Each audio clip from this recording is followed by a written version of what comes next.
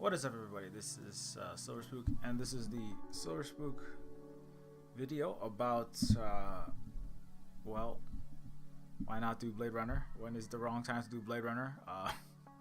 Obviously, I am the creator of a cyberpunk adventure game, and this is one of the original cyberpunk games. It's a cyber chicken that you just heard there. Everything I do is cyber. Obviously, this stream is digitally broadcast to you, but anyways, Blade Runner, Cybernoir, policing, and Empire. So let's talk about Blade Runner, Cybernoir, policing, and also Achimo Games indigenous Cybernoir detective game coming out very soon. That is Hill Agency. And in fact, maybe I will let me see if my stream is actually live. Are we going? Okay. If somebody could chase that thing. If not, it's okay. But actually, give me 1 second. Let's actually watch the Hill Agency trailer. Just to make sure I get that. I get my friend's game plugged before I forget. So just in case you don't know, Hill Agency is a cyber noir game that's like in the vein of things like Blade Runner. It is a detective game with murdered sisters, mind-altering drugs, flying cities, a case that goes way further than the banks of one detective's little neighborhood, in an indigenous cyber noir detective narrative adventure in a post-apocalyptic future. I think post-colonial was another way it was described, and so I'm just gonna play that real fast, and I'm gonna just alter my window settings. My physical window, not Windows. Okay. Imagine a world on the Wait, okay. Hopefully you're gonna play. brink of freedom from colonial oppression. 2262. Crime. Class conflict. Propaganda. A familiar story hindered only by those with plenty of time and little to lose. Detective Maegan Hill, the sleuth of Agamaski. Avoiding the past became second nature, dedicating her days to the faceless, rejected citizens of Agamaski. Until Mary, that is. This case goes way farther than the banks of this one detective's little neighborhood.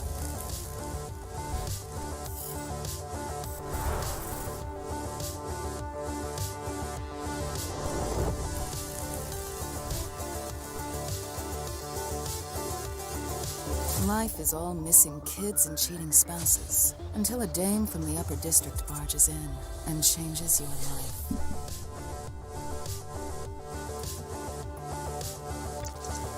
Okay, that should be March 31st, 2023. So that is so if you don't know, March 31st is in approximately 6 days. So yeah, don't forget to hop, skip, jump, cyber, fly, digit, slide, neuro, run, blade, sprint your way down to Steam and stick this game inside of your wish list. Download the uplink of this game into your modem and bypass the compressor and stick this inside of your wish list. You know what I'm saying? So these are some screenshots from the game. I have been following this game for like multiple years, and of course I know. Full disclosure, I do know the developer Megan Byrne. Megan Byrne has been on multiple Silver Spook panels. We're probably gonna hang out again, possibly next week, but we're still working on that. Megan Byrne is the founder of Achimo Games, and is a lead designer. So anyways, so do check it out and follow it. It's coming very soon. You can get the demo right now if you want to play it. I live streamed a playthrough of the demo about a year ago. So it's a fun game. If you are into those kinds of adventure RPGs, detective RPGs, puzzle solvers, noir, indigenous made games, it's definitely like something that will probably be up your alley. if you like Neofeud, and actually speaking of that, since we're already there, I might as well just play the Neofeud trailer because I haven't actually played the Neofeud trailer on this stream for a bit. So let me see if Neofeud trailer works on Steam actually. It was GDC this week. That's another thing I was thinking because it's GDC week, and so as I said, I think possibly last week, I can't afford to go to GDC. For multiple reasons, I'm not going to GDC. Haven't gone to GDC. I think it just finished. But here's the trailer for a game that I wish I had played at GDC, but I never had the chance to.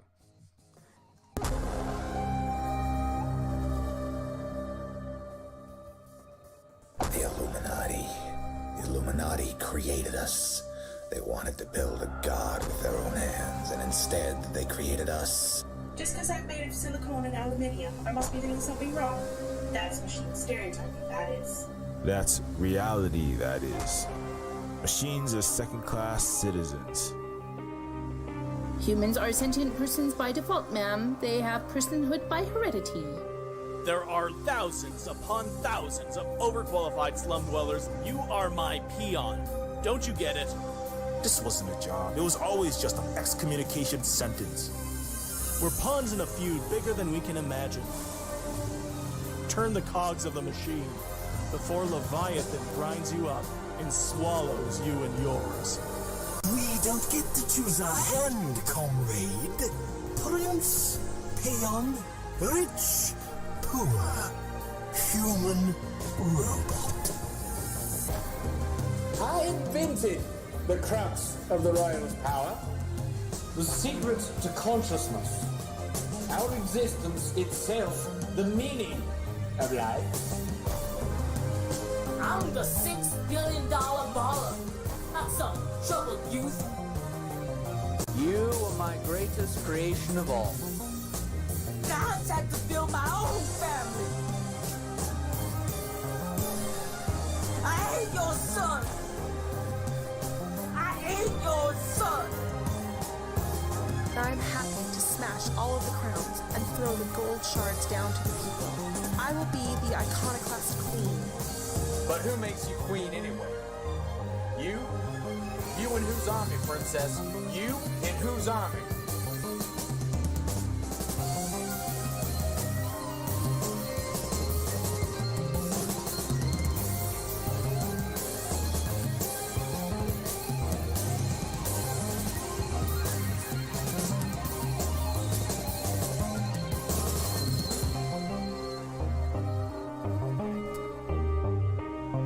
Probably should have said Neofeud is already out, so it's not. So it's been out for 6 years, in fact.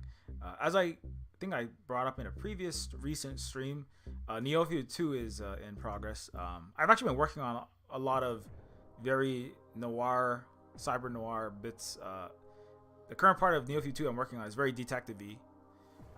It's actually something. Maybe I'll throw some Neofeud 2 up on the screen at some point. Since we're today the topic I'm supposed to be centering around. I never do center around those topics. I center everything around myself. We're talking about Cybernoir. We're talking about and Neofeud is certainly. I call it cyberpunk. I mean, what exactly? Neofeud is many things, but of course, one of the things that it is it is certainly Blade Runner inspired. Right, I have it right there in the Steam description. Neofeud is, but it is a dystopic cyberpunk adventure. It is an adventure game, but there is a lot of investigatory aspects to it. I wouldn't call Hill Agency is more of a. It's definitely the main character is doing detective work. Neofeud is, it's a point-and-click adventure game. The main character is an ex-cop turned social worker. And then there is also, so there's that. That's actually something I'm gonna get to that topic. But Neofeud also has, there's another main character is a kind of ex neo-feudal princess, trillionaire turned wannabe revolutionary, and then there's a delinquent drug dealing robot trying to find his way in the world. And so, but they do some investigatory work, and it's very Blade Runner-esque in that sense. on top of it, just like lots of references to Blade Runner, including like literal lines quoted from Blade Runner. I believe was it? I think it's this character, Gibson, the liquid crystal lithium snorting, which is a cyber narcotic, somewhat akin to meth, but for robots. And Gibson, the robot, I think he literally, if I'm not mistaken, I am not mistaken, he literally quotes Blade Runner. and Carl Carbon, the main character, points that out. He's like, do you do anything but quote Blade Runner and do copious amounts of, digital crack? Is that all you do? And the answer is that is all that the real cyberpunks do. But anyways, okay, so back to this though. Cybernoir, policing, and empire. And so Blade Runner, I don't think I need to talk about what Blade Runner is. I think most people know, but sometimes it's hard to know where people are at. But Blade Runner is a fairly well-known show. Interestingly, I feel like we're a little bit past the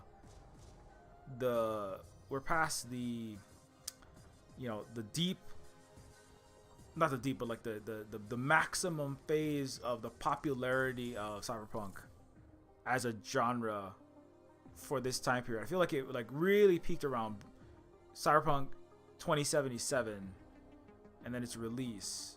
Especially like, there's like Blade Runner 2049, right? We had Blade Runner 2049 with Ryan Gosling, and we had the Ghost in the Shell live action movie shortly after that, this movie. And then we had Ghost in the Shell 2017. I think they both, actually those two came out 2017. We had Altered Carbon, right? That was the Netflix original series that came out. What year did that come out? Altered Carbon 2018. So shortly after that, there was a Netflix original series, Altered Carbon. Westworld is certainly one of those franchises that is very cyberpunk adjacent. Westworld. I guess they're still making. Amazon is making a lot of these actually. Jeff Bezos is front loading a lot of these like cyberpunk adjacent. But Westworld is starting to veer away from that, like the cyber noir stuff. But definitely Altered Carbon also has a cop main character, a detective-y person. Also, Ghost in the Shell is also it's basically the Japanese FBI. So they're all kind of they automatically like move in the noir direction when you have an investigator main character, private or otherwise. And then you set it in a futuristic city of some sort. But anyways, and so I feel like the peak of that is possibly past. Just as a wider cultural footnote, but so Blade Runner, Cybernoir, Police, yeah. So, I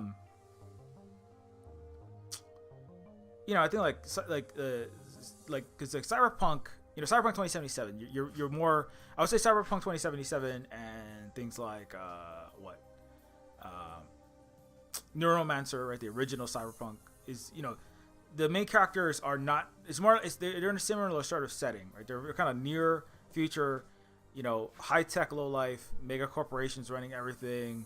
The human and the machine being fused. What is humanity? Kind of a lot of anti-heroics and anti-heroes. Artificial intelligence. Advanced computer technology, cybernetic augmentations. All these sorts of things are like the staples of cyber hyphenate something. Right, cyberpunk, cyber noir. With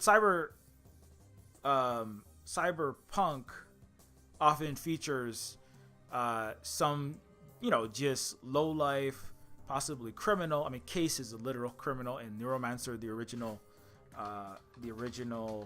cyberpunk, the prototypical cyberpunk work, Neuromancer. And before that, Burning Chrome. The main character is a cyberspace cowboy, but he's doing criminal activity in cyberspace. and then he gets his talent case shoulders. You know, he walks down towards the Chatsubo, a bar for professional American expatriates in Chiba City, Japan, under a sky above a port that's the color of television tuned to a dead channel. What does it even mean? Most people don't probably know now. Most 20 to 30 year olds certainly. I don't know if they even had a TV that was like a CRT TV, like just a TV where the television channels that you flipped with a, you know, an actual physical, you know, physical mechanical dial.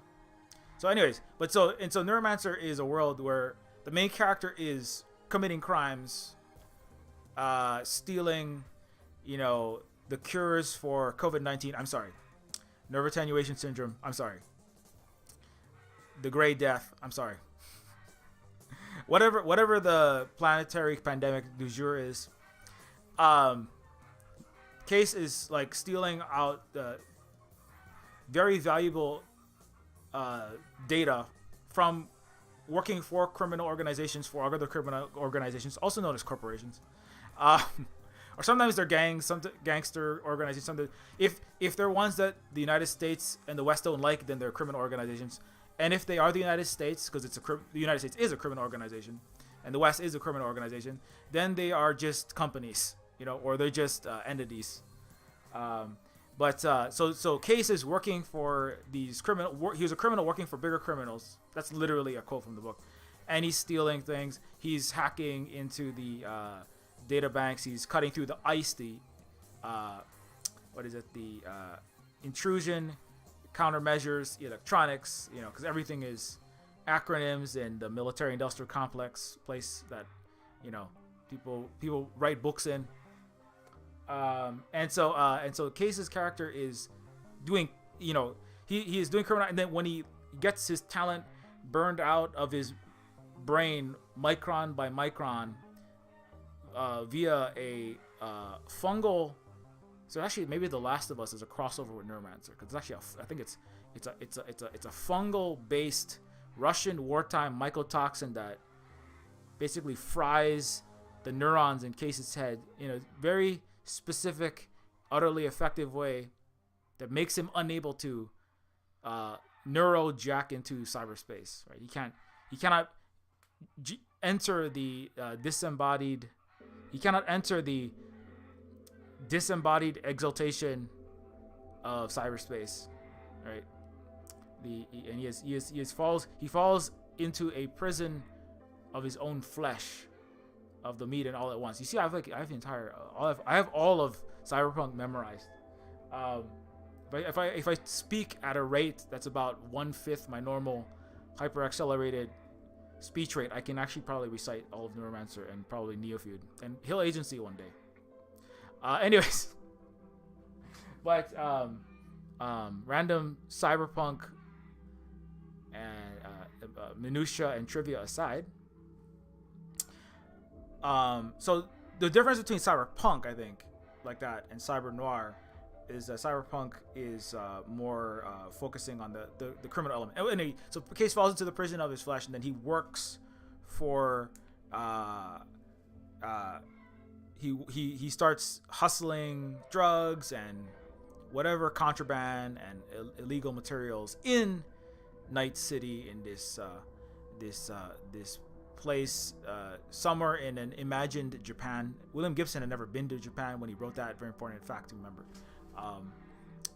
And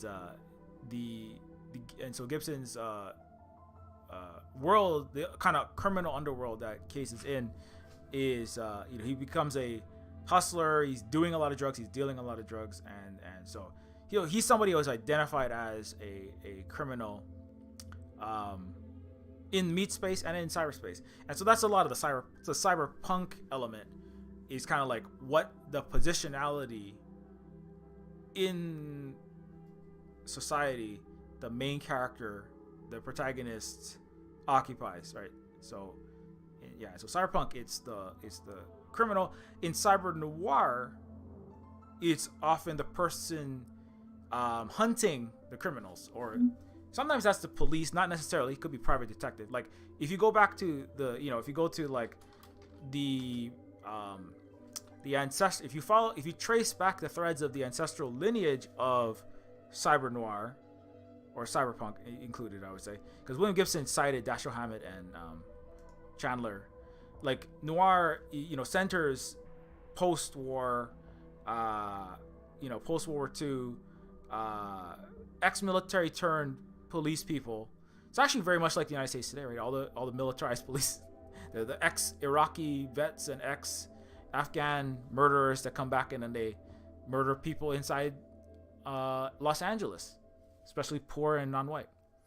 So it's really, and so that, but and noir is also a very American genre, right? Humphrey Bogart, but he is a, and he's in his trench coat. The trench coat was a signifier of the military itself, right? Because it's like you were given these trench coats in your service. They're part of, surviving the grueling, often, terrible weather conditions and mud and slop, and also then you're getting grenades thrown at you and shot at the same time. So the trench coat was a signifier of the military, in fact, and people who are deeply traumatized, along with the entire planet that was deeply traumatized from these major wars, and then the fallout into society as they return from the war and discover, a lot of people were disillusioned because of like what they were fighting for was never really anything on, they were never really fighting for a good side. They were basically poor men fighting for the fighting like vassals of, apathetic feudal lords, as the feudal lords feuded over planetary colonies. Or really, you can think of that in that way. I'm a creative game called Neofeud, and I love circling back to that topic, obviously. And so, in a certain sense, colonialism was about feudalism taken to a global level, and then the United States, France, Britain, other European powers, and Japan fighting over control of all of the planet's fiefdoms, or all the vassals. They use that word a lot now, which is I like it when people use the word vassal to describe countries. Like European countries are vassals of the United States. South Korea is a vassal of the United States. The illegally occupied fake state of Hawaii's government is a vassal of the United States. But that's all part of, and so noir is actually kind of an outgrowth of people being disillusioned with this situation that I was fighting. What was I even fighting for? I don't know. I just killed so many people, and now people are dead, and the world hasn't really gotten any better. In fact, like maybe I fought on the side that killed Nazis, but maybe the side that I fought on that killed the Nazis, maybe the United States was funding Nazis the whole time. Maybe they were funding the most horrible fascists that committed genocide the whole time. And in fact, they still do, which is exactly the case. The United States is the #1 purveyor of global fascism inside and outside its country. So noir is kind of a, it's a very, it has anti-heroes because it's a world that's very cynical, because it's a world, it was a genre that emerged out of a time in which the world was becoming very cynical because of what they had just experienced. And so much death. I mean, just going through war itself is incredibly emotionally and psychologically scarring, and people don't recover from that, And people came back from the world wars. They still come back from wars, and especially in a Western capitalist, let's bring empire into it, imperial society, like the United States, like Western capitalist countries. There is no expectation that you will the response to these men coming back with like shrapnel in their bodies, with bullet wounds and mental scars, like things that like the lyrics to a Metallica song, people with deep damage to their bodies and their minds and their souls. And then the West just wants everybody to go back and step into a normal, happy, Leave It to Beaver life or something like it, right? And all of that is just not dealt with. It's just never dealt with, and there's just this, and so like, I think some of the noir is like kind of like people trying to figure out what is even happening. Who are we as so-called civilized Western countries? And the answer is like, we are deeply not civilized, you know. And so it's kind of it's so the anti-hero, cynical, the darkness, right, of noir, film of blackness, right, film of darkness in the sense of everything. It is very cinematically noir, is very dark, right? Cinematically noir is very shadowy. It's very cloak and dagger. It takes place mostly at night, right? There's a lot of everyone is morally gray, if not black, you know, I mean, in the sense of being dark in their hearts. Everyone is just in it to survive. The police are corrupt. The people that pay the police, the rich, are absolutely corrupt and have no moral values at all, whatever they feign. The government, the companies, the rich. It's usually a investigator, right? Noir. The Maltese Falcon is Humphrey Bogart is hired by a wealthy individual to get his treasures back. Encounters a femme fatale female character. Noir is like some rich, horrible person hires a disgruntled ex-military, working class person to do his bidding and hunt down whoever he wants. And at the end of a noir, it's often like nobody really. That's the difference between, like, let's say a traditional heroic, story. I mean, whether we're talking about, Greco-Roman legends or medieval or modern, certainly comic book movies, right? There's no Iron Man doesn't kill all the bad Thalos armies and then everything is right with the world. There's no Superman that beats up Lex Luthor and then everything is good.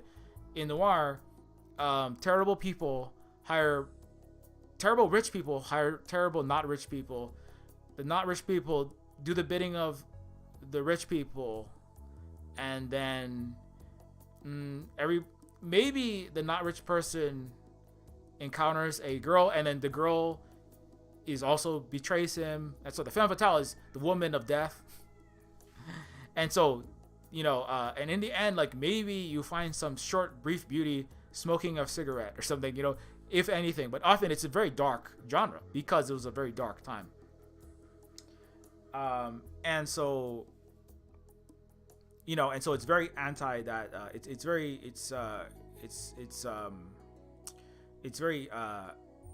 a genre that's very lends itself against the kind of celebratory, kind of toxic positivity, toxic nationalism, I would say, a lot of the time as well, of and very much vapid, banal, and truthlessness of the comic book heroic movie. The Avengers, the Iron Man, the Superman,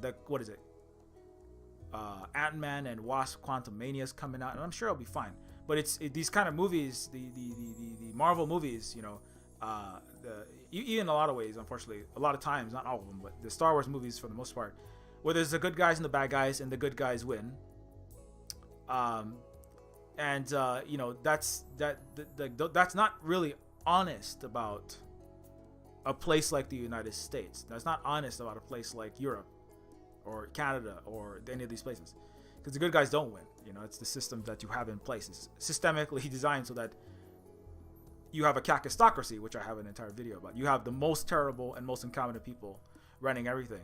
Not everywhere has that, but that's what is there. And so that's why noir is a genre that does lend itself to describing what's happened, what is the case in a place like the U.S., especially after these major wars, when the United States is constantly at war. And so kind of, I think actually, like, Glass Onion and Knives Out are kind of investigatory detective protagonists, right? This case is Benoit Blanc, and we're talking about, and like I have just since I'm supposed to show videos that I have made in between, I think that these shows like Glass Onion, shows like Knives Out, these mystery shows that are kind of coming back right now.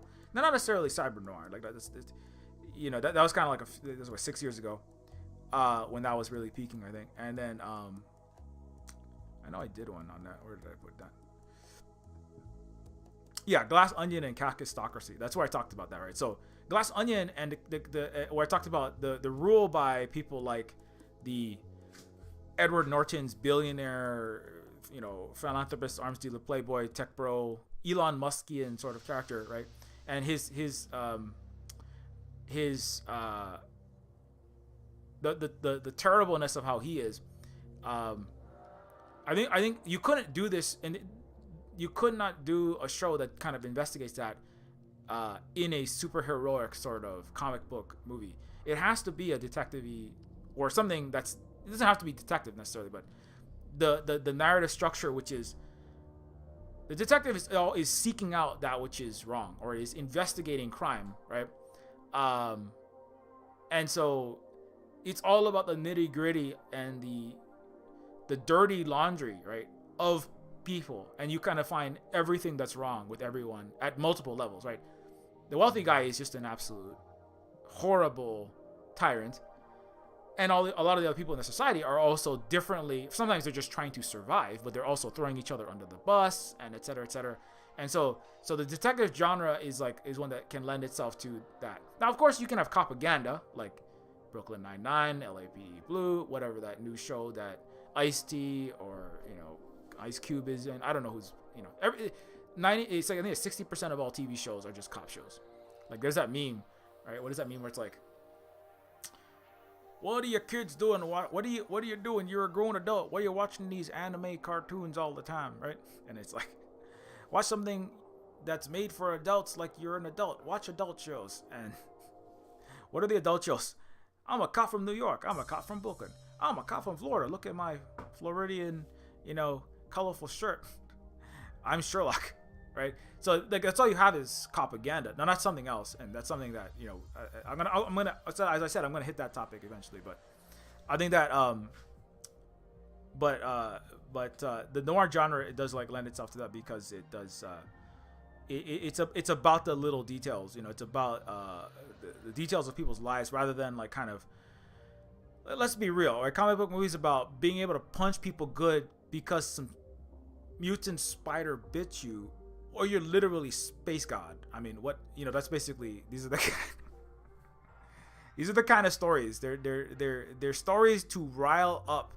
Like, that's one way to think about comic book stories and these kind of Western heroic stories. Like in the way that Joseph Campbell is kind of a terrible person, right? The hero's journey.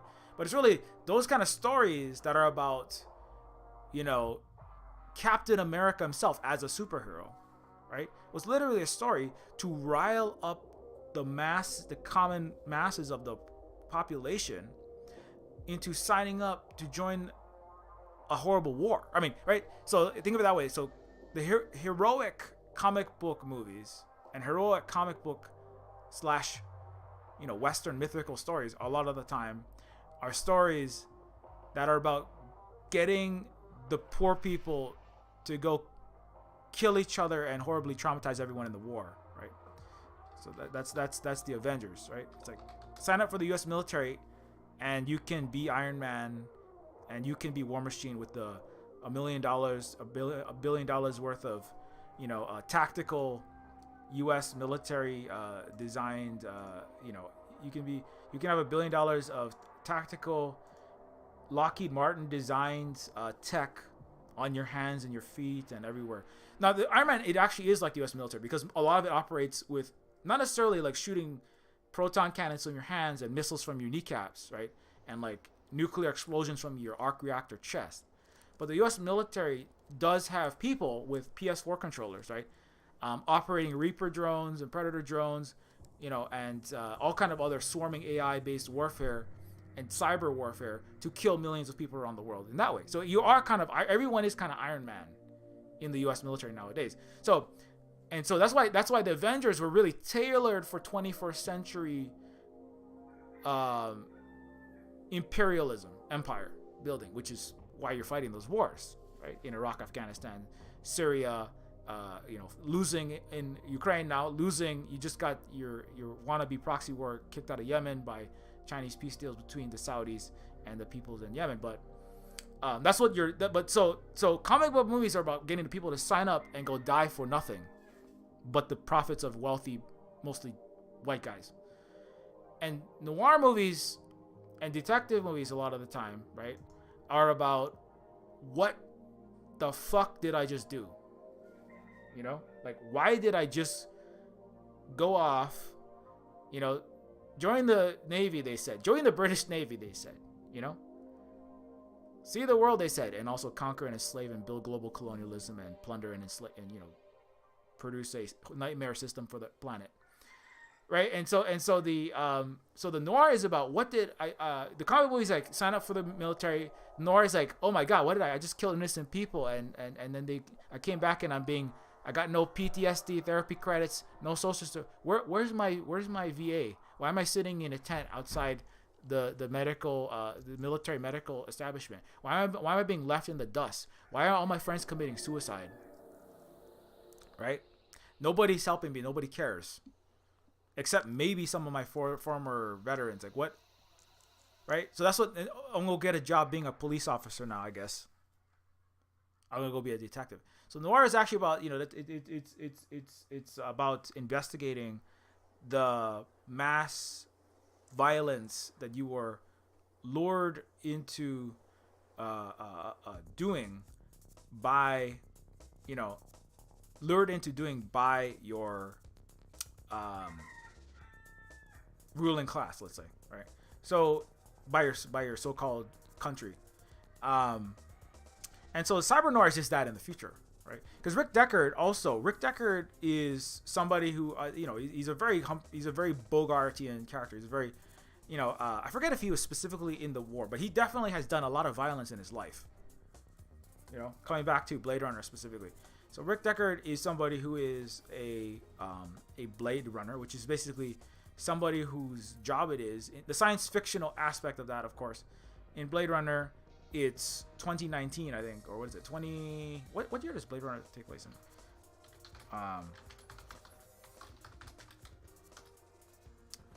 Blade Runner takes place in 2019. Yeah, so it's actually 4 years ago, in fact. So Blade Runner is a movie where Rick Deckard is tasked to retire, which is a polite cop-out way to say, pun intended. It's a cop-out way to say killing, exterminating the runaway artificial persons or replicants, or basically their thinking, feeling robots, right? With human skin, and so you can't tell unless you perform a test, which is obviously the Voight comp test. And you know, they put the comp in there because it is definitely dealing with the fascism. It's one of the undertones of Blade Runner. But anyways, so the Voight comp test is a test that's given to the machines by people like Rick Deckard, or it's given to people who then, and the test can tell if that person taking the test is a human being, or if they are a replicant, a created human-like person, right? And so that's that's a lot of the investigatory part, is trying to find out if they are replicants, and if they are, then his job is to kill them. And if they run away, then his job is to kill them. If they come back to Earth, so the replicants are not supposed to be on Earth. They're supposed to be in the off-world colonies in Blade Runner's universe. Breaking rocks, in lifting 600-pound atomic loads day and night on one of the interstellar freight ships, or a combat model slaughtering countless people in the killing fields of Calantha, is one of the places in the Blade Runner universe, or pleasure models who are, obviously feminine, encoded, not human androids or gynoids, I suppose. And the pleasure models are designed purely for the mostly sexual pleasure, and or romantic pleasure, or companionship of humans. And or then there's several other, I forget, there's like assassin model, and then there's there's several other ones, but the Nexus 6 is a model that is, so the Blade Runner world is, it takes the noir, but then it's like, instead of investigating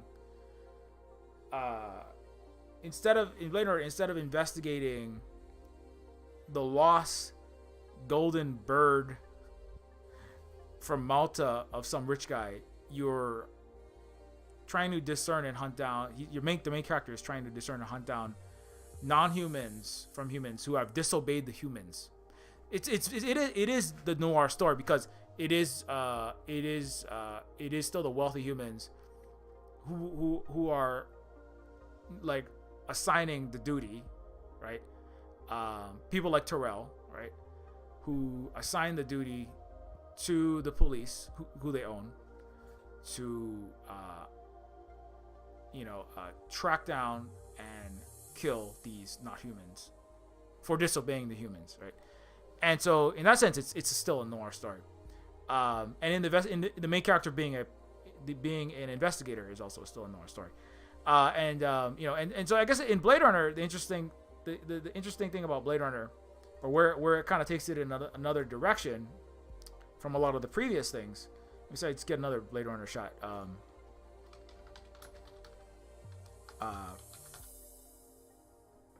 That's 2049, which is also a good movie, but I was trying to find the original Blade Runner. So in Blade Runner,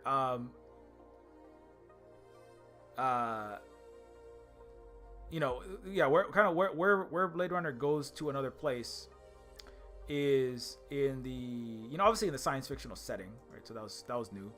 I think Ridley Scott himself actually said that he didn't want to. His thinking process was, oh my God, Star Wars was such a huge movie. I need to make something, because Ridley Scott is somebody who definitely is a big, very much a trad cinematographer, director. He likes big, expansive storytelling, and so he's like, I have to top Star Wars.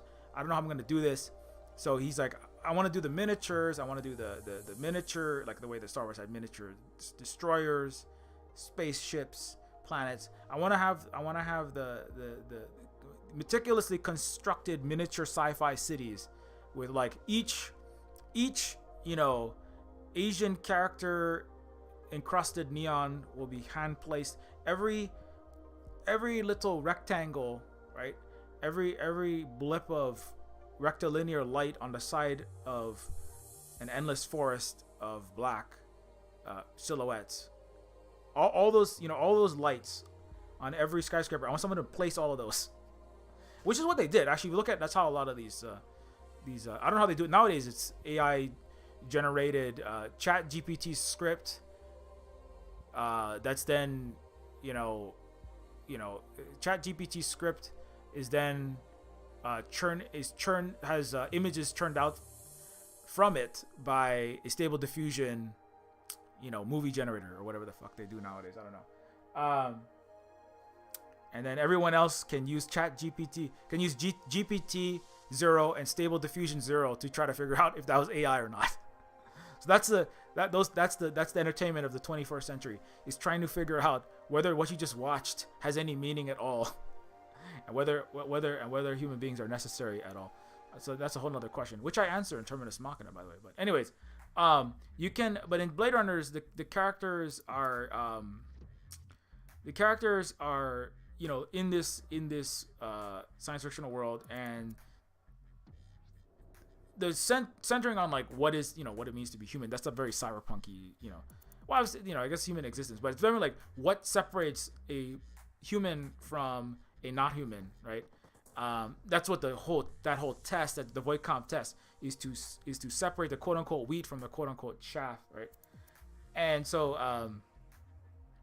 And then you have the exploration of throughout the movie, the different replicants that you encounter, and they a lot of them seem extremely human, and so you start to empathize with a lot of them, and the main character starts to have feelings and change his mind. His job is to kill them, right? Is to eliminate them. He is a cop. You know, he is like the U.S. military, which is the world police, and then he is also the literal U.S. police, whose job it is to run down those who do not do the bidding of the wealthy oligarchic classes, like Terrell is a member of, right? For the neo-feudal lords. The neo-feudal lords run down the uppity serfs, right?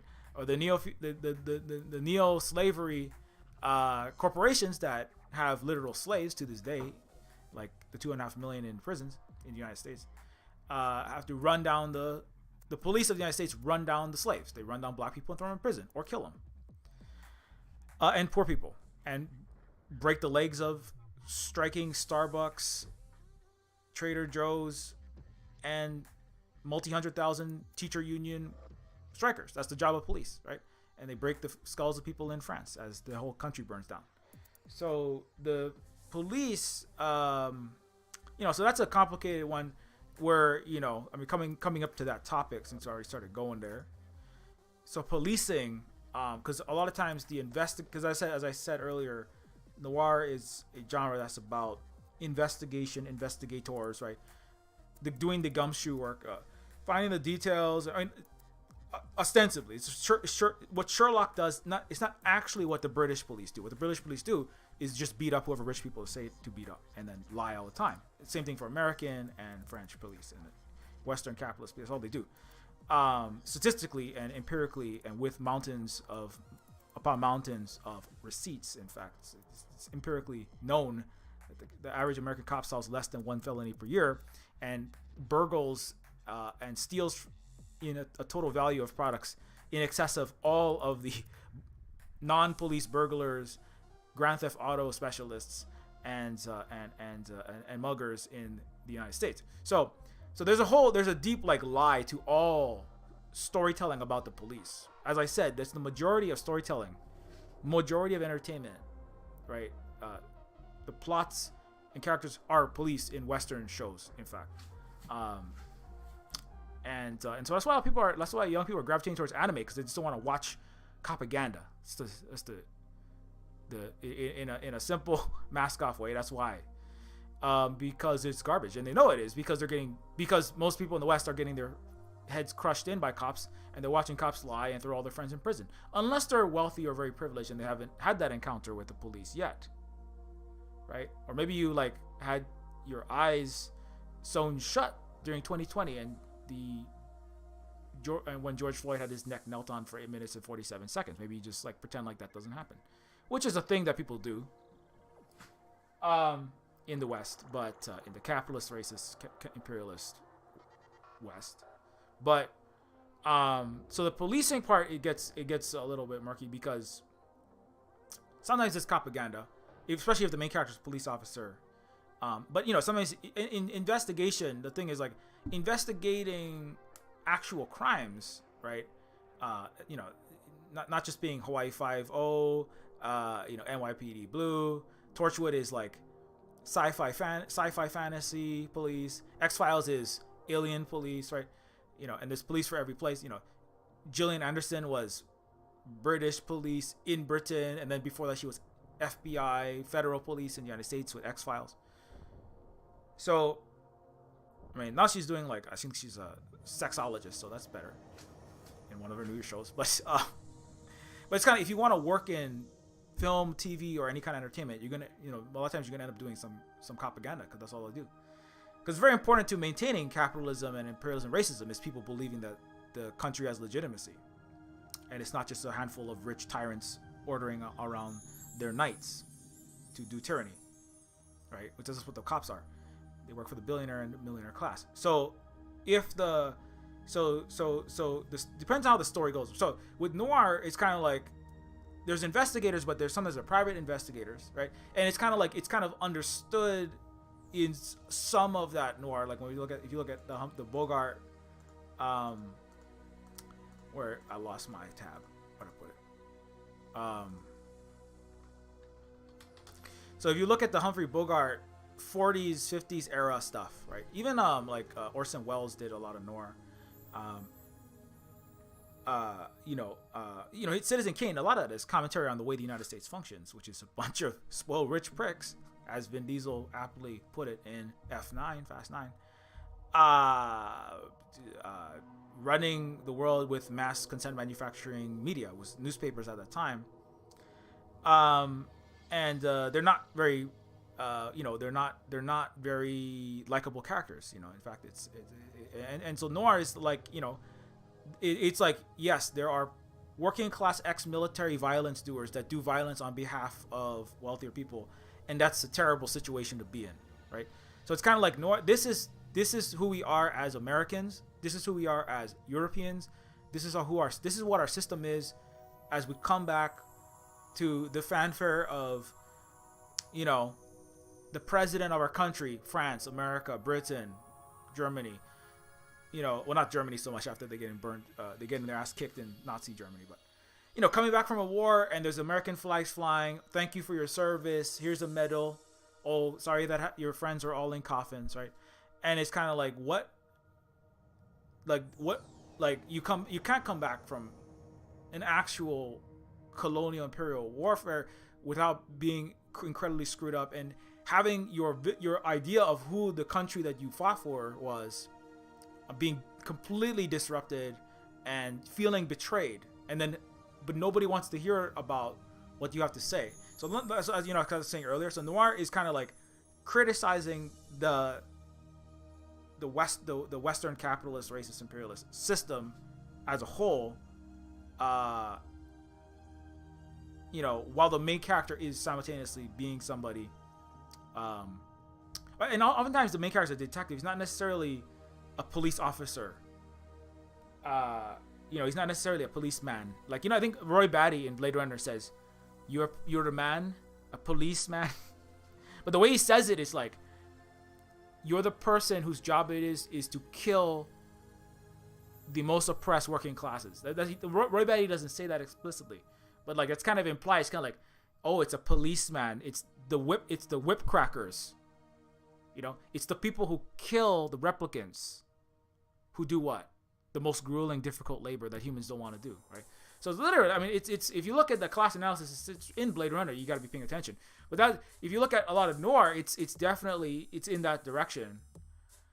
It doesn't like come out. It doesn't have Karl Marx's face on placards. Like Blade Runner doesn't have Karl Marx and Frederick Engels' face in 500 feet tall, next to the Atari symbol in neon, right? With a hammer and sickle, on a Goodyear blimp or an airship, right? Off-world, also communism good. They don't say that, but it's kind of like if you read the subtext, a lot of noir was doing that, subtly, because you're in the United States. You're in the belly of the beast, so you don't want to hold up a sign that says the beast sucks, because the beast will bite your face off, and you'll never get any movies made. Certainly at that time. But anyways, so that's where noir in particular can. I'm not saying it all is good. I'm just saying like that's like a thing that sometimes happens in noir. And then so in Blade Runner, again, yeah. So the main character is running down and killing the uppity working class, basically, who happen to be synthetic, robotic people, or I think they're bioengineered organisms that are considered qualified. It's kind of like conception and anti-abortion people and anti-trans people. It's okay. They're considered by the society to not be human, even though they basically are. They have feelings and thoughts, and they have qualia or whatever. They are sentient beings. Right? And Neofeud deals a lot with that in my game. But the society deems them as not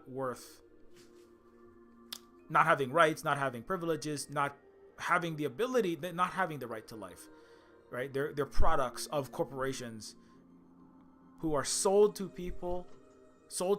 wealthy people and other wealthy corporations, right? They're sold to mining. Replicants are produced humans who are sold to by corporations for other corporations. Like Terrell sells these produced humans to mining companies that are trying to take, you know, $quintillion worth of gold and helium-3 off the gold from a comet, or helium-3 from the far side of the moon. And those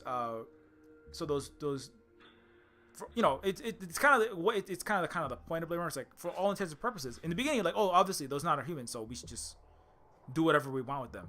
It's a kind of response to a lot of shows. Actually, the original Westworld and Future World, the sequel, were actually kind of.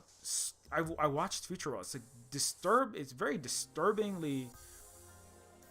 You know, I've made this point historically. Like, maybe it's been a few years since I kind of talked about it, but a lot of science fiction that deals with sentient machines, artificial intelligence, robots, you know, a lot of times they're about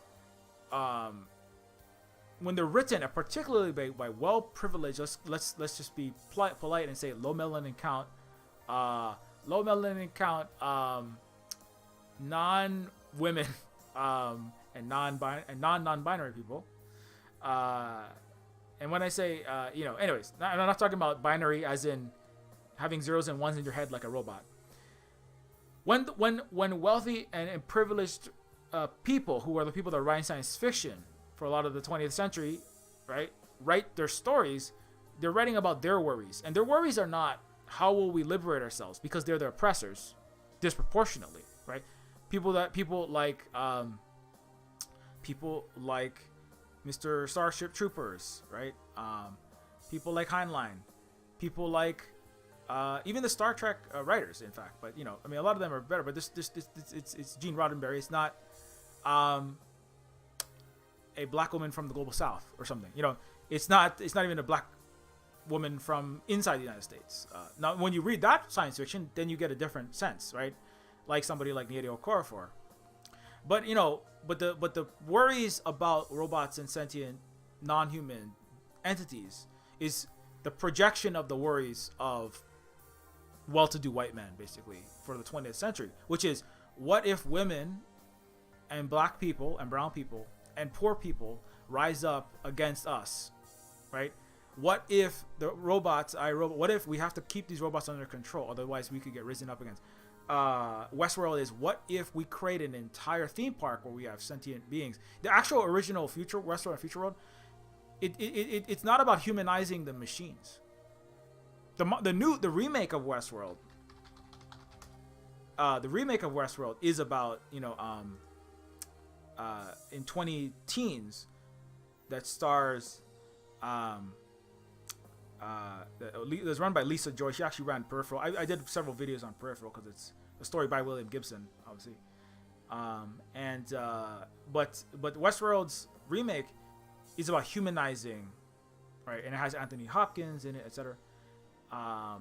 It's about humanizing the robots, and it kind of makes the humans look like terrible. I mean, and of course, and the humans in Westworld are wealthy, disproportionately white, terrible people. They're like the tyrants in the noir, like I was talking about, right? That run the West. And so those people who show up pay millions of dollars to use and abuse the bodies of all of the synthetic people, the synthetic androids in Westworld. They are made to appear very terrible. But in the original Westworld and Future World, they are made to appear sympathetic. And like, I think Peter Weller, was it not Peter Weller? No, it was Peter Fonda, I think, played the main character in Future World, which is a sequel to Westworld. Am I correct on that? I believe I'm right on that. Future World. And so in Future World,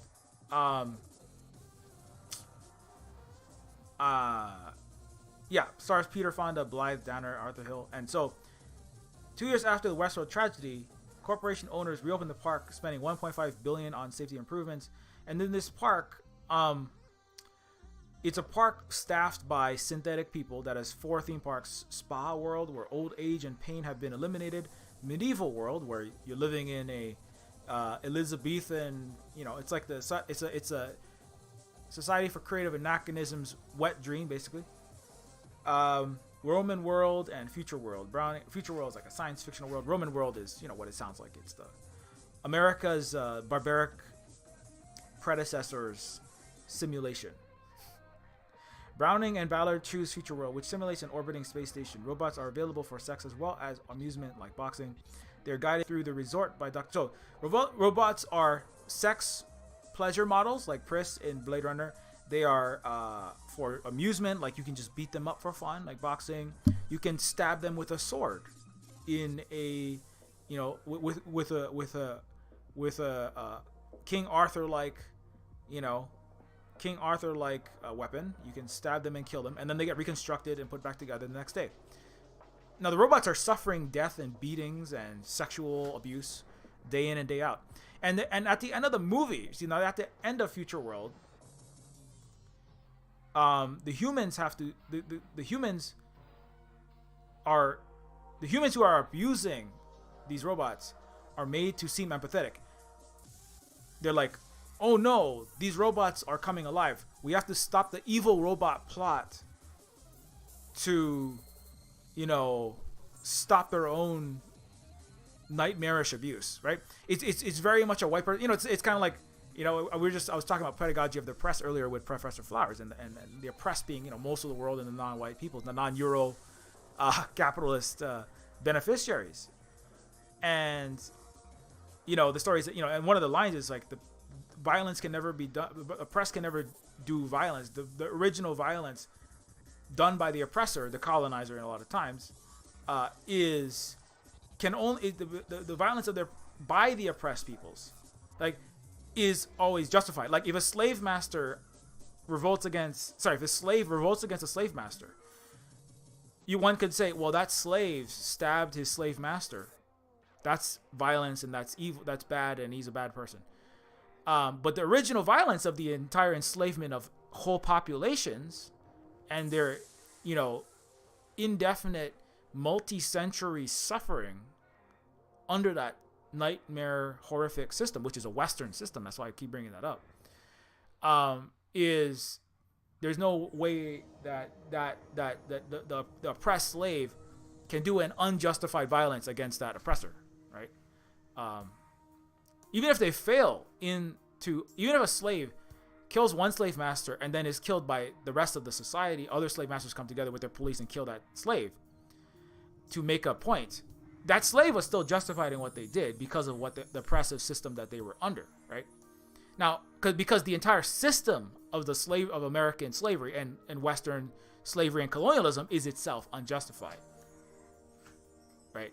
It is simply about making things slightly less unequal. It's another way to think about it is, if women get rights like equal pay, the oppressor, the men, will claim that they're being oppressed. But no, that's not an oppression against them. That's simply equality being pursued, which means you lose your unjustified privileges. So that's not actually about righting things. But to the person who has been the oppressor, right, or to the TERF who is like benefiting from cis heteronormativity, I mean, whether that's a cis woman or not, the TERF and the Nazis that work with her under white supremacist cis heteronormativity, resisting that TERF, like that lady who got tomato soup thrown all over her at her terrible, TERF rally. That violence it's not really that violent. I mean, but that resistance to the oppression is justified because that is undoing an unjust inequality, right? But in Future World, and the point I was trying to get to is that in Future World, the humans are made to seem like it's doing the absolute opposite, where the humans are made to seem like they are justified in maintaining a enslaved race. It's basically like saying slavery was good. That's what Future World says. I mean, I'm not joking. Most science fiction is about wealthy white guys saying racism and capitalism and patriarchy and cis heteronormativity is good because we have voting and shit. So, y'all go back to work. That's basically what a lot of science fiction is. That's like a lot of the iRobot stuff. That's a lot of future world. It's like, oh no, what if the people that we're oppressing rise up and throw off the shackles and don't let us be in charge anymore? They'll kill us all, and that would be bad. And then number A, historically, that's not actually what happens. I mean, sometimes people die, but a lot of times people are given options to stop being terrible, like Ginny Nanez in Bolivia circa 2019, when she had her coup undone, fascist coup backed by the United States, as always. And then, as I pointed out in a previous stream, they actually gave her Nanez, who her only job had ever been to hold up Bibles, get elected, and order police to exterminate indigenous left movements like the movement to socialism in Bolivia. And then she actually learned. She went to jail, and then but she didn't just go to prison forever. She went to prison to get an actual skill. Right? She had to like think about what she had done and know that she would never have an opportunity to do that again, because the Bolivian people have actual democracy there. Because unlike the United States, they have mass worker organization, an educated population, general strikes that kicked out the imperialist Western world, and they're building socialism in their country. And they overthrew their actual tyrants, like Agnes, right? Unlike the United States, that lets tyrants like Biden and Bush and Trump and Obama run their whole country, along with the oligarchs behind them. So the United States, the West, that never have any democracy ever, but that's a long point. But my point is that, like, they didn't just kill her. She did go to jail, and then she learned how to be a textile worker, or sew or weave or work the machines that help with that. And now she is able to get a job doing something productive, as opposed to just killing her, which is what science fiction that a lot of times, I mean, I'm not going to say like Blade Runner specifically. Actually, Blade Runner is different. Blade Runner was a response. That was what I was getting to, was Blade Runner was a response to science fiction about the fears of robotics and AI that were all pro-white, capitalist, racist, imperialist, pro-slavery, really gross stories that I think white guys who mostly read this kind of stuff until very recently didn't really notice how fucked up it was. But they were actually just projecting their own fears into their speculative, imagined futures. But anyways, so Blade Runner is different, though, I think, from the original Westworld Future World, because Blade Runner, in the beginning, you're like, oh, the main character is Rick Deckard. He's killing replicants. Oh, they must just be bad. See, if this was Future World, right? If this was a 20th century robot uprising, right, sort of show, Rick Deckard would hunt down replicants. Rick Deckard would get paid. Replicants would try to uprise, and Rick Deckard would thwart the plot of the replicants to overthrow the human oppressors, right? But that's not what happens, right? What happens is that Rick Deckard, he does hunt down the replicants. He doesn't want to do that. So in the very beginning, he comes into an office, right? He goes down to the police station. He's called in by the LAPD. He's called in by Edward James Olmos of Battlestar Galactica, another movie that centers TV show, a very good one that centers also has the same girl who is in Mandalorian, Katie Sackhoff. But anyways, I'm getting off the topic. So Edward James Olmos character brings another cop, brings Rick Deckard in, who was in retirement, to talk to where is his goddamn face? I can't find him. He talks to the this guy, the police chief, and the chief says, I want you to come work for me. The police chief here, I want you to come work for me, and I want you to hunt down these replicants. I want you to hunt down these escaped slaves. I want you to hunt down these uppity working class people, right? And Deckard is like, I don't want to do that. I was quit before I came in, and I'm twice as quit now. Is his line, right? And the police chief says, hold a second there, pal. What do you think this is? Do you think this is Cuba or China? If you're not cops, you're little people. And implying like I'm gonna make your life a living hell if you don't do what I say, right? So it's actually very interesting where it's kind of like, you see like for a second there, it's like Deckard's like, I don't want to be a cop, which is like, you know, that's actually like, you shouldn't want to be an American cop or any Western capitalist country's cop, because that's what you're gonna like. Because I already reiterated why. Because you're gonna be a member of the slave catcher, fascist, tyrant leg breakers, the tyrants leg breakers. But you know, and then so Deckard, I don't really want to do that. I don't want to do that. And then he gets threatened basically into becoming a Blade Runner again. And so now it's unclear if that's like some great grand moral stance, or Rick Deckard is just, I'm tired and I like eating noodles next to the James Hong staffed eye augmentation shop. You know, I don't want to do this. I just want to hang out with James Hong, because James Hong is one of the oldest Chinese actors and oldest actors in Hollywood, and he was in Everything Everywhere All at Once. And I just want to eat noodles and talk and listen to James Hong stand up because he's fucking funny. Watch the recent award shows that he's been in. Deckard doesn't say all that. I'm being silly. So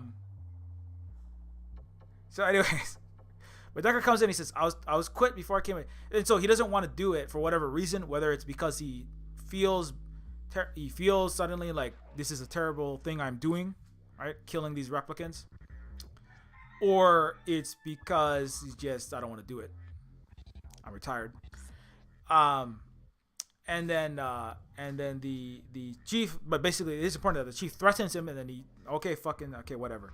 I'll do your job. And so his job is to then find the replicants. And so the police, but in that sense, like it is, you know, at that point you're like, okay, well maybe these replicants are just like robot toys, and it's, you know, Rick Deckard is like the refrigerator repairman, which is not a job anymore, so I guess that's not really accurate. You know, Rick Deckard is like a coder at Facebook or Twitter, which is to say fired and they don't exist anymore because AI is generating the broken code that runs the Western fangs that are losing to TikTok because the West capitalist system is imploding because it was never worth anything. Rick Deckard is like a code debugger. He's just fixing the problems in the system. You know, the replicant is like any other machine. It's either a benefit or a hazard. If it's a benefit, it's not my problem. So he fixes the broken machines. That's what I mean by a refrigerator repairman. But it's kind of like, but then you start to notice, wait, these replicants though, they you know, and then Rick Deckard, you know, he comes into Terrell's office, right? He comes into Terrell's office in Terrell is the, you know, Mr. Billionaire Tyrant, neo-feudal, you know, he's a neo-Aristotelian character. He's a neo-Roman emperor in the Star-Spangled Rome. And, you know, when Rick Deckard meets Rachel, he's obviously, and Rachel's character, you know, and we could talk about fashion all day. I think one of these days, you know, we have to revisit just for Rachel's fashion sense. And Ridley Scott was a side note. Ridley Scott was a veteran of the cosmetics advertising industry, in directing commercials, and so a lot of the techniques, which there are just people have done entire 50-hour video essays just on Ridley Scott's filming techniques in Blade Runner. I'm certain of that. But you know, when Rick Deckard meets Rachel in the Terrell building,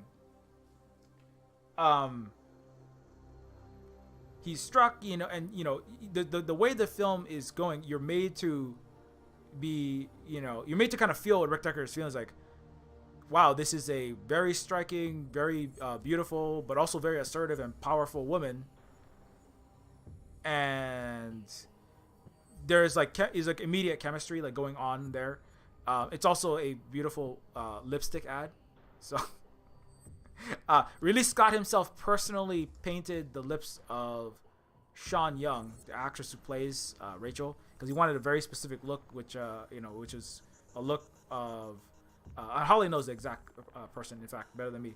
But it was a style of makeup, and the act and the kind of getup that Rachel has was one from Ridley Scott's youth. I think you recall that. It's like it was the look of a particular actress in this particular time, in the 50s, 40s, 50s. So it's actually a very noir. That is also part of the noir of it, right? Is Rachel's look? You know, she has her iconic, just massive fur sweater. That's, you know, is it artificial? Is it? The vegans ask, is Rachel's ultra deluxe fur coat made with artificial fur?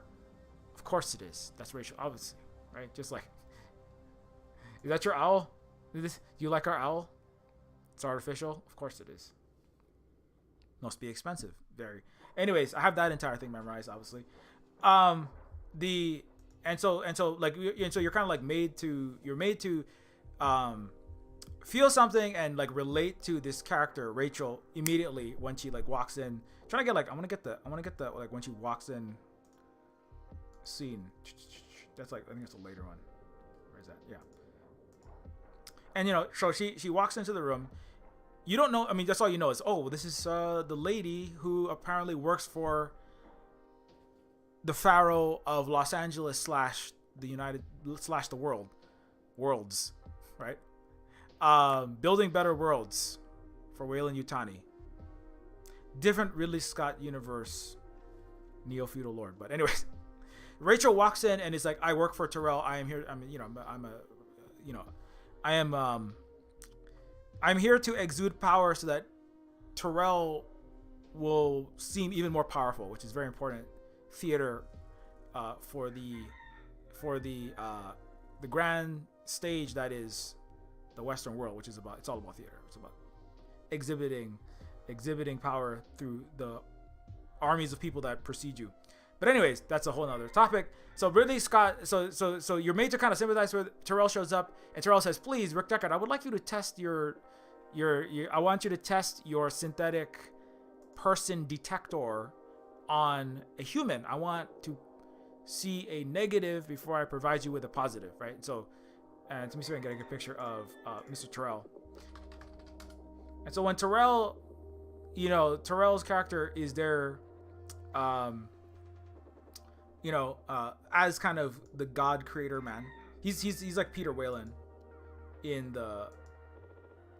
from the Aliens universe. He's the CEO, head patriarch of Weyland Yutani. But Terrell is a very similar sort of character. And so he's like, I want you to try out your little police uppity slave detector. And I want you to try it out on this person who he's just met. And so Rick Deckard, and he's like asking, so part of that is like there's chemistry building between Rick Deckard and Rachel. They're like going back and forth for a long time, right? It's like 100 questions, asking personal questions, and so it's just it's very the way the story is told is very interesting because he's doing his job, but he's also like in an intimate conversation with this other person, building a relationship in this weird way, until he realizes, oh, she's actually a replicant. He's with his, with the slight variations of the pupil, involuntary dilation of the pupil, the sweat on the palm, the so-called blush response, etc. Eventually Rick Deckard detects that, no, she's not a human, she's a replicant. My job is to kill her, right? And so it's this kind of like dilemma that he's kind of at that point where it's like, and the audience is also like, wait, but we kind of like her, but what, we have to kill her now? So and the rest of Blade Runner is, he is, now there are other less sympathetic, right, at least in the beginning, replicants like Roy Batty, right? And Roy Batty is he is the military model, so he's like the American soldier, right? He's like the Western soldier who is off killing people for global plunder, or in this case, solar system wide plunder at minimum. And so Roy Batty's character is there as kind of a nemesis, the bad guy in the beginning, at least. He's wearing a trench coat and has creepy white hair, and he's kind of grimacing in a weird way and frowning all the time. And he's holding doves, and that's bad because if you're like holding birds, you probably are spreading avian flu, and that's you're the Roy Batty is why your eggs are $20, and that's what makes him the bad guy, because he's spreading avian flu. I'm just kidding. So Roy Batty is his character is there to kind of be the you're like, okay, I get it now. This is like Roy Batty is like Thanos, and Rick Deckard is like Iron Man, right? Oh, I get it now. It's like Lex Luthor is Roy Batty and Superman is Rick Deckard. Oh, I get it. There's the good guy and the bad guy, and the good guy gets the bad guy, and then all is right with the world, and you finish your popcorn, and you are $150 worth of overpriced, oversalted popcorn and red dye 40 poorer, and now you've left the theater, right? Oh, great, that's amazing. I had such a good time. And so, but the reality is that, but that's the way it's set up. So the way Blade Runner is written, it's like it's set up to be like, okay, there's like, so the good cop's gonna get the bad guy, but it's like, but then over time you kind of discover, wait, but I kind of like that replicant. Like Rachel seems so human, right? And over time, now of course, Roy Batty is not necessarily the nicest guy, but he's a very upset person who has legitimate reasons to be upset because he's made to be a slave of the human, in particular the wealthy human people like Tyrell, right? Roy Batty comes back to ask his father, his creator, to give him more life. He has a 4-year lifespan, which is part of the way to control them, right? So they only live for a very brief period of time, and then they die before they start any revolutions or end capitalism or end slavery or liberate themselves or build a the socialist anti-imperialist republic of replicants somewhere on Io or Mars, and then establish a planet-wide assault on the imperial core of Earth. Before they can do that, they all die of automatic, like it's like a synthetic telomere death sentence, or it's like a synthetic auto self-destruct sequence, right? You guys kind of see that in one of the cuts where his body's literally falling apart because he reaches his time limit of life. So he's trying to expand his longevity. Tyrell is, anyway, I'm not gonna tell you the whole story. That you can watch the movie, obviously. And so, but Roy's character gets more sympathetic over time, as you kind of realize that Rick Deckard is killing thinking, feeling beings that don't deserve to be killed. They're like basically like any other human. They're just produced by a corporation, made and propaganda and made, and the pop society is conditioned to look down and think of them as subhuman. Right? I mean, is there any? Do you know any cultures that, and countries and peoples, who made certain other peoples be subservient and looked down upon, and made to be thought of as subhuman? I mean, that's basically Europe, right? That's all they do. To this day, the garden, as Borrell says, the garden of Europe has to clean up the jungle, right? That's still the attitude. He's the Spanish head of the European Union and the United States, but Tyrell's character, Tyrell's character is there to kind of like, he's the creator, he's the godfather of all this whole process. He's the Elon slash Biden. He's like everything, right? But in the beginning, it's like, oh well, of course, I'm just gonna, Rick Deckard's like, of course, I'm just gonna put down all of your replicants for you. It's fine. It's just like taking out your. He's like, I did it. Well, the way that Tyrell looks at it is like one of my products. It would be like if Apple makes a phone and the phone malfunctions and starts, sending you, it starts turning off and on randomly, and the battery's dying, and it starts like, I don't know, just glitching out. Then Apple recalls all those phones, and that's why they call it retiring, right? So the language is actually important, right? It's like, you're retiring the replicants like you're retiring an obsolete phone. It's like a recall on a 2004 Honda because the airbags deployment system was discovered to malfunction, right? So that model, and they're all models. So the Nexus 6 succeeded the Nexus 5, right? So I think there's a Nexus phone, right? Like the Galaxy S10 followed the Galaxy S9, and so when outdated models arrive, then you have to retire the old ones, right? And so, from a certain perspective, that's the perspective. So Terrell's perspective is really the American perspective, which is that there's an outdated model of government in Syria, or there's outdated government in Cuba, and Cuba has to be retired, right?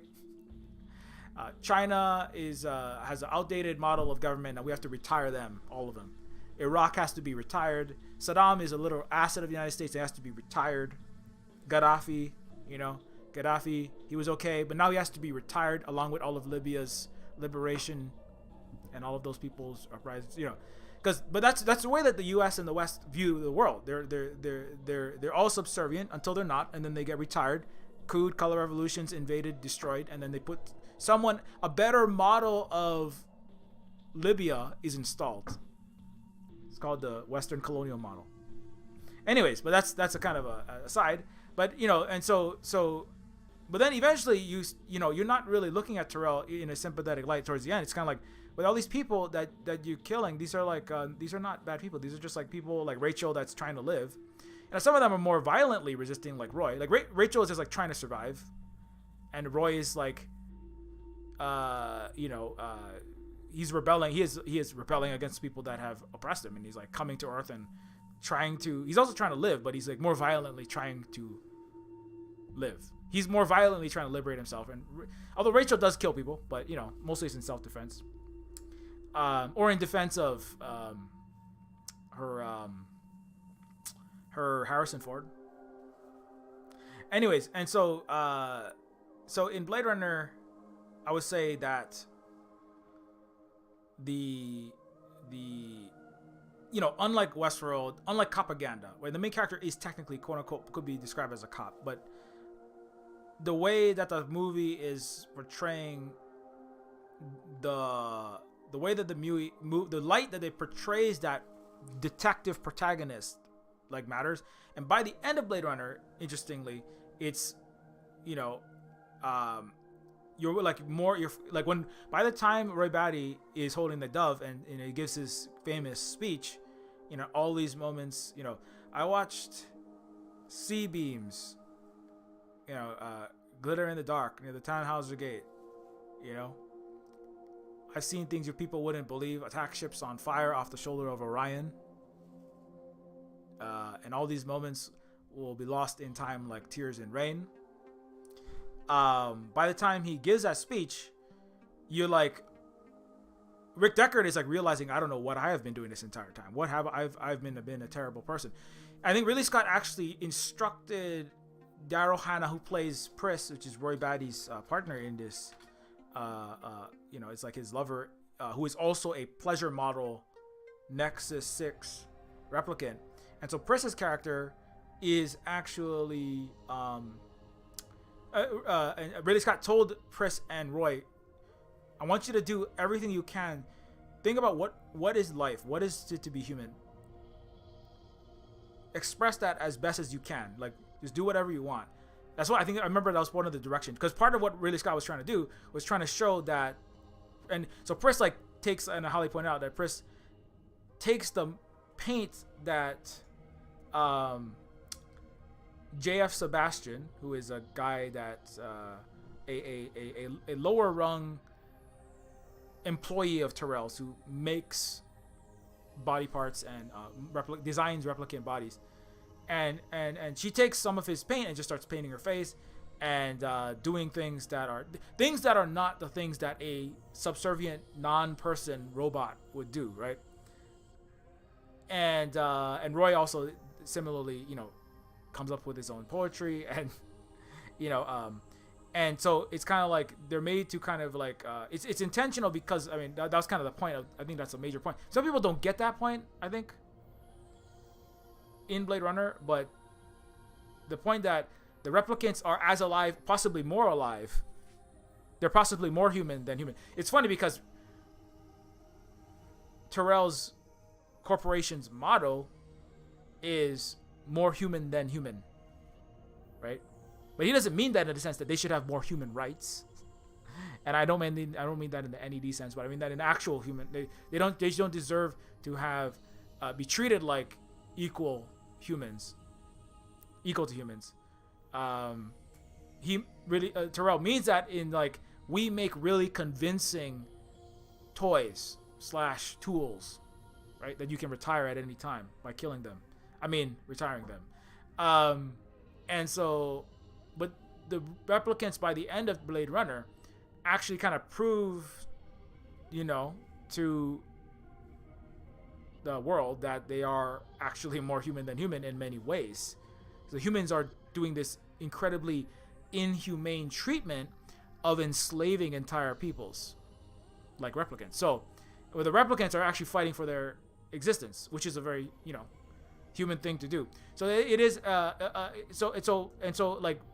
So by the time as I said in the beginning, you're kind of made to think like Roy is some kind of terrible bad guy that the good guy Rick Deckard is gonna hunt down and kill, and then that's the yay Marvel credits Linkin Park song if it's 2006, or Taylor Swift song if it's 2015, right? Yay, the good guys got the bad guys, the end.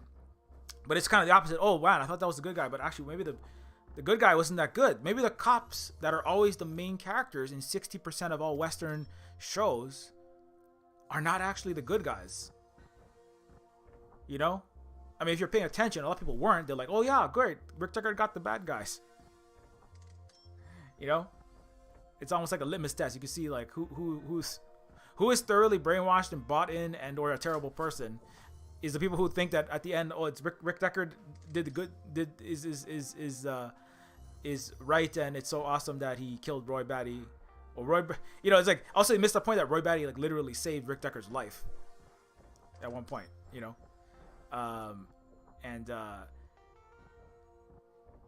it's like why it's kind of because one of the things is like, is this made to be an empathy test? Because that's one of the things in the original Blade Runner, which is the Blade Runner by Philip K. Dick is actually, it's a bit shallower than the movie in many ways, for better and for worse. Mostly for I'm gonna say worse, but I mean, if you're a Philip K. Dick fan, I mean that's fine. I mean, in imagination wise, like Blade, Do Androids Dream of Electric Sheep imagined a lot of things that was built on by Hampton, Fancher, and the other writers, and of course Ridley Scott, etc. But it's basically the kind of the exploration is different in Blade Runner than it is in Do Androids Dream, and so the Roy Batty's character's movement, and or at least the visual, I mean the relationship that the audience has to Roy Batty is not one that you find as I remember reading Do Androids Dream, and that's not something that really, you don't really get that whole arc. It's not really told in that way, right? But it's like by the end, it's kind of like, oh, people like the hired guns of racist capitalist empires like the United States, right, like Rick Deckard, are not the good guys. It's kind of the opposite of the message that what Hollywood is entasked as, according to the CIA and the Motion Pictures Guide for Preservation of American Values, written by famous anti-communist Ayn Rand. That's the purpose of Hollywood, in fact, is to maintain global capitalist primacy, an American exceptional hegemony, right? That's the purpose. That's the purpose of the game companies of the West. That's why they're trying to ban TikTok, because they're losing it in the 21st century. That was but Blade Runner goes against that because it's kind of it has to be very subtle about it, of course, which is why a lot of people don't pick up on it, I think. But for whatever you think about it, like Neofeud is less subtle. The cops, Neofeud is just like ACAB. The cops are fucking terrible, and there are no sympathetic cops at all in Neofeud. They're just killing innocent people, stealing children, and they're just on the take because that's what they actually are. But unlike 60% of Western shows, like I just said earlier, like the LAPDs and the NYPD Blue and the Law and Order, et cetera, so, but by the end of Blade Runner, it's like the light, and then Rick Deckard leaves with Rachel and escapes and runs away. So he's not like, oh, yay, I killed 4 slaves. I mean, I retired 4 replicants. I did 4 George Floyds. I can't wait to get my next paycheck as a policeman in the United States. Next week on Blade Runner, Rick Deckard, kills Stop Cop City protester, right? That's not the kind of show that Blade Runner is like. Blade Runner is a one-off movie, but it's not like after next time on Blade Runner, Rick Deckard, beats up striking Starbucks workers. Next time on Blade Runner, Rick Deckard, shoots black woman 22 times through a door in her sleep, like Breonna Taylor, right? Because that's what police do, actually. It's like Rick Deckard is like, I'm not doing this job anymore. I'm gonna go with Rachel and get away from this place, and have a really old dead tree one day. Have anyway, I just forget that I said that. Let me neuralize you with my Men in Black laser. But anyways, so it's like the point is like this. I mean, if you're looking at it, it's actually closely. I'm not gonna be doing any more retiring. I'm with this replicant person that is a subhuman to mainstream Western society. And he's on, and then he's on the run after that, right?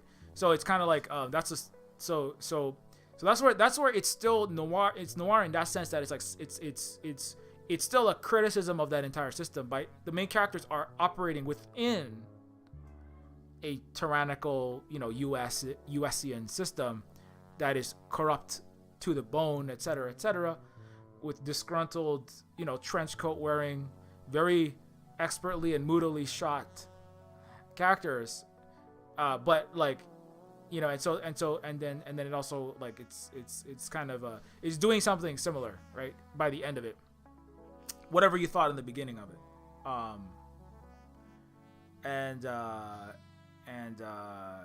so I think I dealt with Cybernoir policing. I did talk about Empire, and the Empire part is that Terrell has an empire, right? He is a wealthy, he's an oligarch with a literal, looks like a pharaoh shaped, a pyramid shaped structure with, as I said, millions of dots of light for all of the windows and all the offices on the side of his Terrell building, right? The Terrell building. And he has an empire in that sense. He is the Empire State, right? He's the corporation that is the state in a place like the so-called United States, right? And he is also, and one of my favorite things about the Blade Runner is that the visual poetry, of making, of accurately depicting the economic, the political. In some ways, I look at it, it's kind of like it's the economic, it's the political, it's even really the religious power centered still in the wealthy upper class individuals like Terrell, and the way that he towers over everyone else. He and his system of capitalism and his corporations that he operates within tower over everything else, have off-world colonies, is like exhibited in Blade Runner visually in a way that I think like it really did like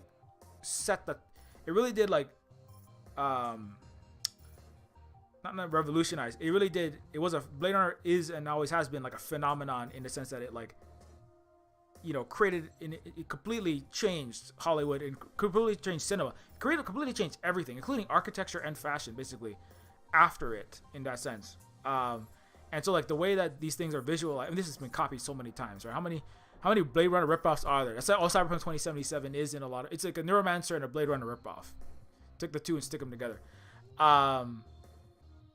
and not just the science fiction and speculative fiction genres as well, but like, so you know, and so kind of like, you know, it's like a lot of the way that I think about things, right, in the sense of like not settling for the Western so-called education's conditioning about what history and the present are, and you know, a lot of Neofeud is about basically breaking those barriers and reconstructing the categories, right, of, you know, feudalism, capitalism, the U.S. system not still being feudal, right? And a lot of this through like, you know, and coming back to Neofeud, a lot of that is through the visual language of the game, right? So you have palaces floating above endless shantyscape, right?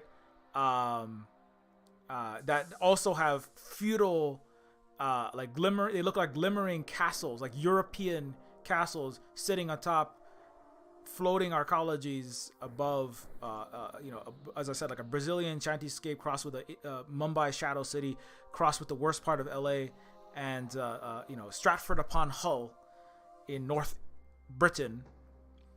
And so that was intentional, because, and a lot of it was inspired by Ridley Scott, or like this one with the golf course levitating above, with the flying sky yacht, or the inside of the CEO's meeting rooms looking like feudal palaces, and people wearing, some of them, literal royal crowns and golden garb, is about you know, trying to say something with the visual poetry, which I would argue is actually very much missed in, if AI is designing art, stories, and such, like the tears in Rain, right? Like all of the actually impactful, poetic, poignant, meaningful moments that would be lost, like Tears in Rain, like Roy Batty's speech. Because in fact, that was actually part of that was Rutger Hauer inserted his own, like, because he actually had a degree in poetry, I think, and he kind of like cut down a lot of what he was supposed to say and made it into something that was personalized yet fit with the story perfectly, and the art of that moment, also what is being said, and also the entire film would be lost in time if like, as an example, if ChatGPT, Stable Diffusion, and AI generated stories and art and film and games and etc. existed in 1980s, there would not be a Blade Runner. There would just be some garbled propaganda rehash number 56, you know, or 56,000, right? Because that's what, you know, and so that is another danger of artificial intelligence. That's a whole nother topic though. But I just want to say that, like, you know, that's Neofeud is everything is there for specific reasons to tell a story through the images as well as through the story itself, right? That's a thing that is like lost. It is a lost art, unfortunately, especially for AI generated quote unquote content, and certainly phoned in content that's not AI generated. That's just like, let's make another role-playing game but different. Let's make another Dungeons and Dragons but slightly different. Let's make another science fictional romp through space but different. Let's make another Shadowrun but a little different. Like, let's have a different spell. Let's have the fireball be like a blue fireball this time, right? And that's fine, and that's fun to play, I suppose. But like, that does limit, you know, it's kind of like more human than human. That makes art less human than human, I think. That makes people less human than human, right? And which is also a point of Neofeud. In fact, I think that's like literally right in there, which is where this new world where neo-feudal lords live in towering neon glass castles shuttle around pristine nanotech-enabled pods, their minds and bodies full of cyberware, spending most of their time taking selfies and optimizing their monetization schemes. A race of supermen concerned only with their own status, their prestige, and their success. It's kind of like all the crypto bros and the AI, you know, Harvard and Silicon Valley dudes with no actual talent, right?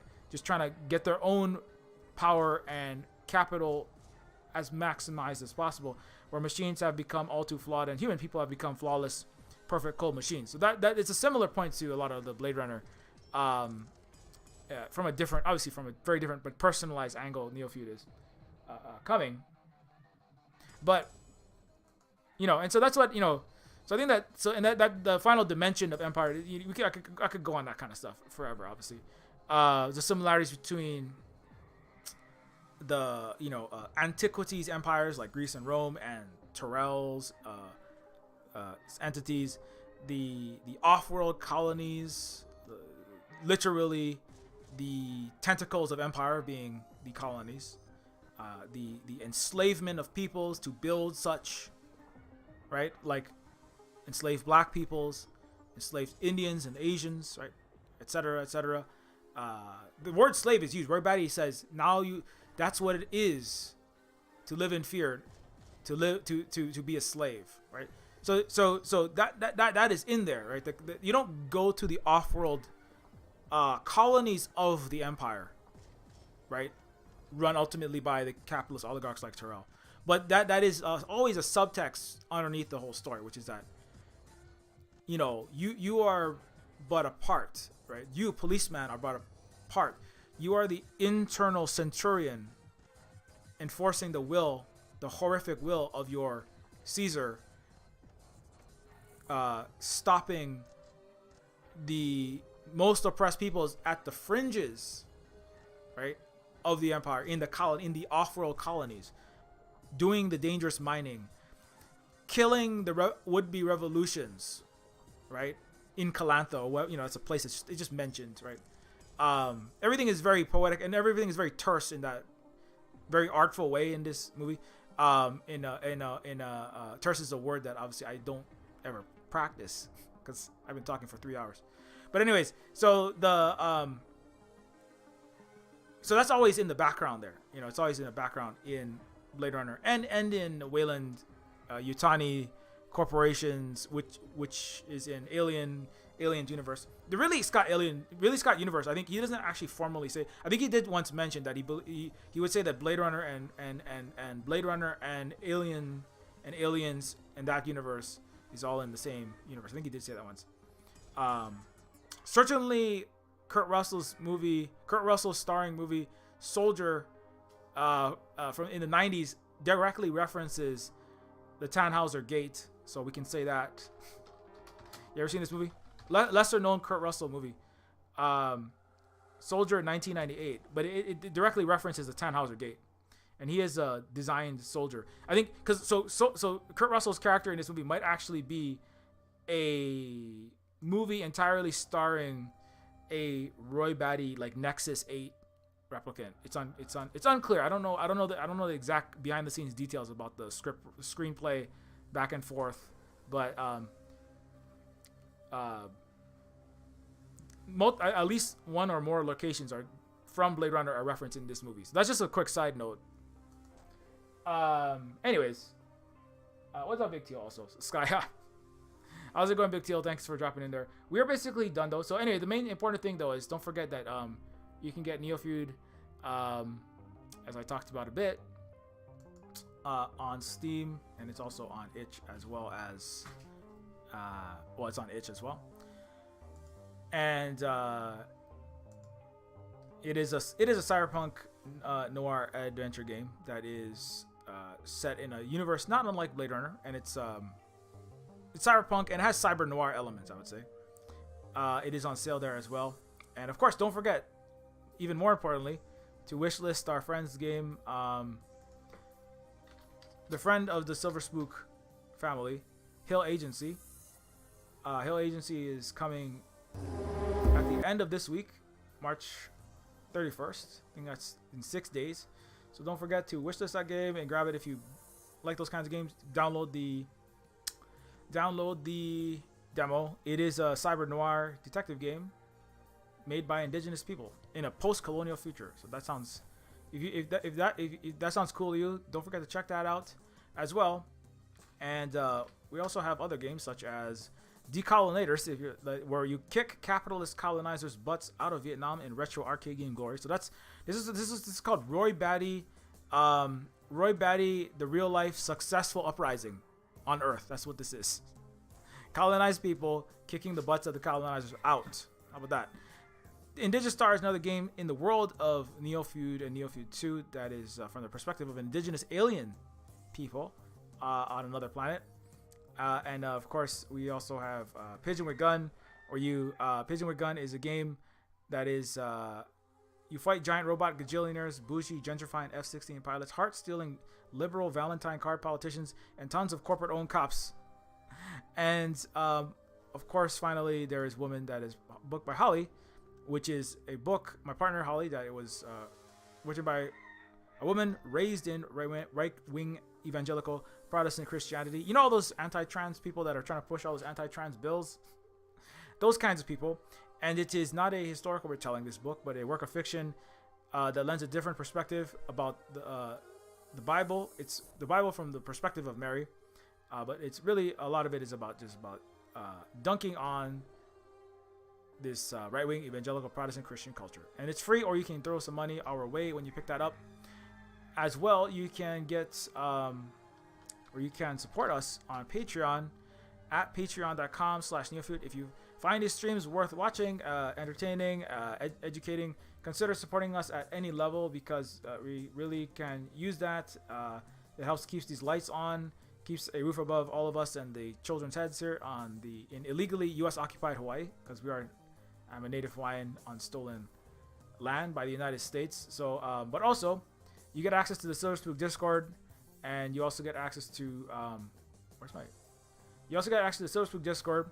The Silver Spook updates on what we're doing, finishing Neofeud 2. I didn't show any Neofeud 2. I'll show that later on the Twitch stream. And also, you get access to Silver Spook University, which is 1,000+ hours of video content categorized according to topic of mine, as well as threads and other educational material. Things that Holly is constantly dropping in the chats. So help us reach the first goal. If we reach the goal of, like 1,500 a month, then we'll be more solidly set and not worrying about keeping the electricity on all the time. We just had the electricity power meter swapped out yesterday, so hopefully the artificial intelligence and I don't know if Android AI power boxes dream of electric power lines, but I hope that I hope that one day I'll find out. But anyways, we'd like to keep the power on either way, so consider helping us out in that way. And also help us through Ko-Fi if you don't want to Patreon with a one-time donation. Don't forget to like this stream and subscribe and all those things. Also, you can follow at Silverspook Games, at Octodon.social, at Silverspook Games, at Mastodon.social. You can also follow us at Silverspook Guy over here, at Silverspook Guy on Twitter, and at Silverspook Games on Twitter for the games related stuff. There's Instagrams and Facebook, and also, as I said, I dropped earlier, one day I might cosplay as Rachel. We'll see, because this is one I recently did. So I know Big Deal probably saw this, but also important, I am a queer indigenous person, and so the colonizers and anti-trans and anti-LGBTQ plus people can go fuck themselves, in fact. So yeah, anyways, I'll do like a half Deckard, half Rachel one day. Maybe I'll do that. So don't forget that you can follow us here at Silver Spook Guy, and also don't forget you can follow Terminus C. Terminus Cyberstar is a cyberpunk low poly immersive sim in the vein of late 90s games like Deus Ex and System Shock 2. It is a game that is I'm the content director and lead writer of this game, speaking of cyberpunk and cybernoir and all that fun stuff. And so this game is also a game that is nearly completed, and you can learn more and see more about that on Terminus Cyberstar, Terminus C on Twitter. There's a Discord there if you want to join that and check out what they're doing.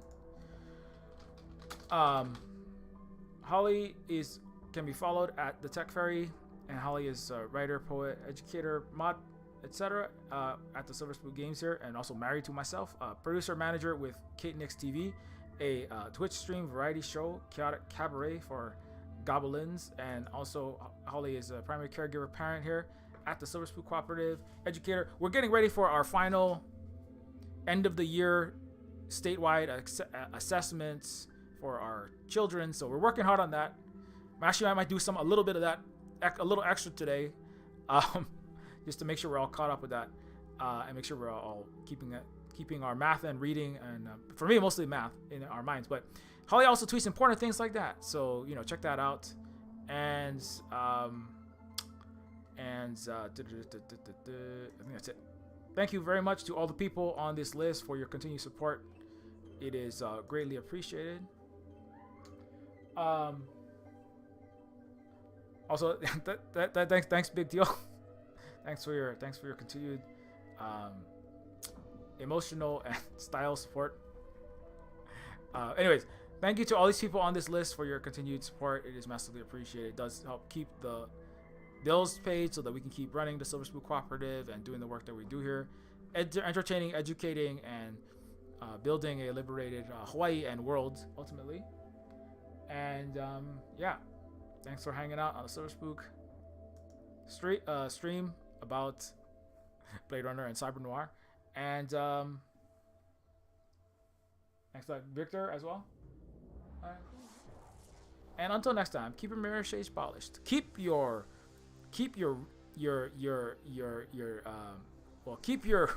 Rick Deckard replicant retiring guns. Well, just don't keep them. Keep them. Just throw them out. You don't need them. Just don't retire replicants. Okay. And be excellent to each other, and Wishlist Hill Agency. And we'll be back for the Cyber Spook stream later on at 9 p.m. Pacific time.